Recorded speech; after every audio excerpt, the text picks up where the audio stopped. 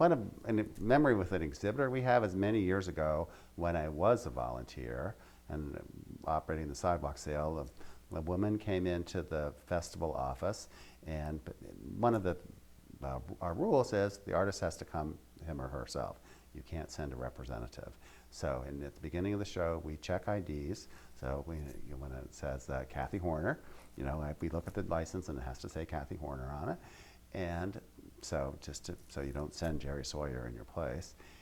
This woman came to the office and explained to our volunteer that she had had what we now call gender reassignment surgery between applying and coming to the festival. So she started out as John Smith, and now she was Mary Jones.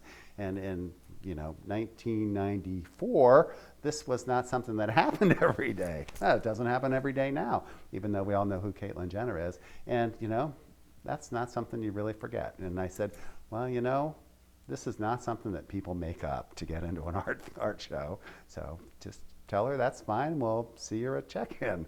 So, and she had these gigantic fish and animal paintings, and I remember that very vividly, mostly because of her story. I mean, it takes a lot of moxie to show up in some hick town to volunteer who could very well be, older than your mother, and say, oh, by the way, I've had a sex change. So good for her. So